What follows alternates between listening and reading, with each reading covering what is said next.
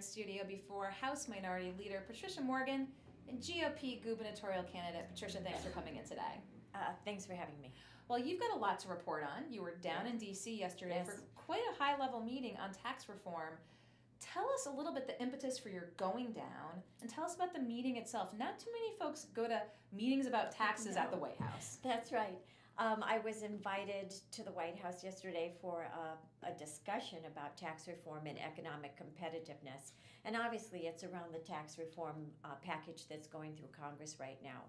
But they invited state legislators and elected representatives from all over the country, quite frankly. And it was about 3 hours long. They took a lot of questions, gave us a lot of answers. We were able to air our concerns, and they're taking the concerns seriously. So you released a statement after you came back, took a lot of information away. You have pretty strong feelings about this, how it could impact Rhode Islanders. Yeah, I actually think it's going to help Rhode Island. I know that the governor has fallen back on the standard Democrat talking points, but I think for the vast majority of Rhode Islanders, it's really going to be helpful. We know that corporate taxes are going to be cut, and significantly. I don't know if you all know that we have the highest corporate tax rate in the world right now, and it's a real disincentive for companies to stay here, to grow here, to hire employees here.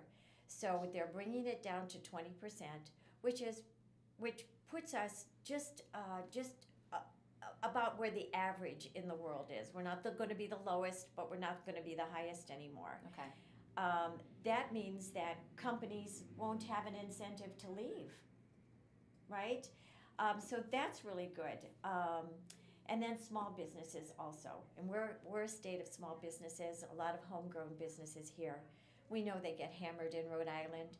This is going to give, the details haven't been worked out, but pretty sure it looks like they're going to get a 17.5% deduction. They're going to put some things in to safeguard against anybody gaming the tax code, but it should help all of our employers grow, thrive, and the whole point is to get rid of the wage stagnation. We know here in Rhode Island that people's paychecks aren't going up. This should really help with that, because if companies are thriving, if they're able to keep some of their money, then they'll pass it on in either benefits or wage increases. And we've talked about this wage issue before when you've been in studio here. A few numbers to toss out. We have seen, just jobs numbers alone, losing 3,900 jobs over the past 3 months. But as you know, GoLocal did the polling with John Della Volpe in Harvard and asked questions about what folks really thought about their personal pocketbook issues.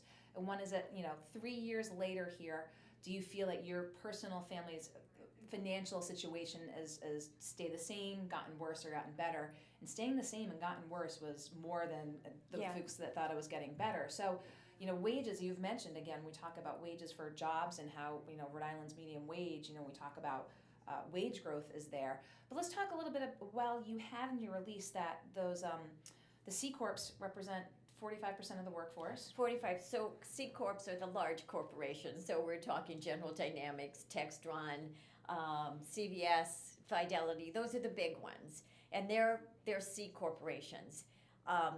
They will get a tax cut to that 20%. To 20%. That really should help them to grow, to be competitive. Remember, we're not competitive just with Massachusetts. We're competitive around the globe, and those big companies have to compete around the globe. What's been happening is because our taxes are so high here in the United States, they've been taking their headquarters, their businesses, their manufacturing plants, and moving them elsewhere. We don't want that. We want them to stay here. And what do you have to say to the contextualization? You're on the Republican side of things. When you see the Democratic argument that it's tax breaks to special interests and putting corporations in sort of a special interest role. Talk about what the Democrats have been saying in opposition to this, and if you want to, address what they're saying. Yeah, corporations are going to benefit, but let's remember, we're not enemies of corporations in America. We shouldn't be. That's the free market, and if they're able to stay here, one of the things we've seen jobs flee. We've seen them flee Rhode Island, that's for sure. Mm-hmm. We have to be welcoming to companies. If they're not here, we don't have jobs, and we know that our jobs picture here in Rhode Island is not very good. I think, we keep saying, oh, well, our unemployment is low. Well, the largest demographic that has been leaving Rhode Island is the working age.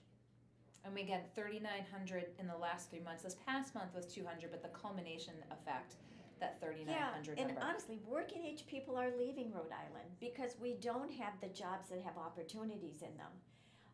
45% of the jobs we've created since the recession pay less than $35,000. Those are not, they're jobs. And we shouldn't denigrate any job, but people want more than $35,000. Well, we've certainly talked about that before. And talking about the opposition talking points, you said So let's look at individual rates. So we talked about corporate rates. Mm-hmm. The individuals are going to get a doubling of the standard deduction. They're going to be able to take up to $10,000 of their property taxes, local taxes off. They're also going to be able to take mortgage interest up to $500,000. So if you got a mortgage that's $500,000, you can take your mortgage interest. That's probably 95% of the people out there. They were saying that, and that's where that it's a middle class tax cut. People who have $200 or $2 million mortgage interest, they're not going to get to take it, but up to $500,000, I think that's most of us. Those folks, they're saying that they will get thousands back for their wallets, so they can spend it instead of government spending it, and I think that's important. People need that money, and they need that relief. They've also said that 95% of the people who have to file taxes or are filing taxes will be able to do it on one sheet of paper. I mean, that simplification, that seems to be something Right. they've been talking about because it is so complex right now. That's right. Make it simple, make it a middle class tax cut, and help our economic competitiveness. Those are all good things. And I get it. The Democrats come out and say, oh, well, it's for the rich. It's not for the rich. It does help corporations, but corporations give us jobs, and we want them in America. We don't want them somewhere else. We'll talk to what we were talking about right before the show. Senator Reid and Senator Whitehouse were with some senior citizens today, and they were making some points. Can you address what they were saying and your response to them? Yeah, I wasn't there, but I was told that they went to a senior center and said, well, they're hurting your Medicare. They're not going to let you take your medical deductions. The truth is that medical deduction is taken off, but when they double your standard deduction, well, you don't have to save your receipts anymore. You don't have to figure out how much you're paying for your pills and your medication and your procedures, because the doubling means the first $24,000 is tax-free. $24,000, okay.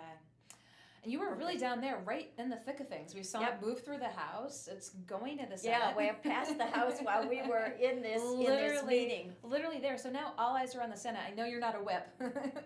You see the charts when you're watching the news of, who's a no, who's concerned, who's in the sort of maybe category. Do you think that this has potential to pass? I think it does, and I think it should. The United States is in a bad competitive position, just like Rhode Island, right? It was John Kennedy, President Kennedy, who said that a rising tide floats all the boats, right? Rhode Island, we have such a weak economy here. We've done such damage to our economic climate. We need the rest of the nation to start floating the boat. Do I sense some bipartisanship? You're wearing blue. You're citing JFK. Is this a new Patricia? John Kennedy, when he was president, actually put in a major tax cut, and because he did that, our country actually recovered and had a really a very strong economic performance. So perhaps there is some bipartisanship if we go back to some of the lessons that we learned from that. He had a significant tax cut, and it helped the United States. We need to have one now to help the United States and to help our own state. So here we are again. It's kind of close to the end of November. Session's going to be back in January, but the kind of unfinished business is we're looking to see if anything's going to be happening with the PawSox. Well, I hope not any taxpayer funding of it. Let's put it that way. We know how your Listen, position's been on this. Right. Yes. The stadium, I'd love the PawSox to stay. I think everybody would like them to stay, but it is a private business. It should not be subsidized by taxpayer dollars. We have so much. I mean, you've seen we have a $206 million deficit, and we're spending too much. We just don't have $80 million to give to these men. We just don't. Did you see the reports today that they're eyeing that land just over the Pawtucket border in Attleboro? If you're going up 95, where the old mill complex is that they demolished, PawSox leader said today that that's eyed as a backup plan. Again, just over the border in Massachusetts. Could it not be, Central Falls and Pawtucket benefit from having a stadium there and not having to shell out and the taxpayers don't have to shell out the money for it. I guess Worcester has then passed on it.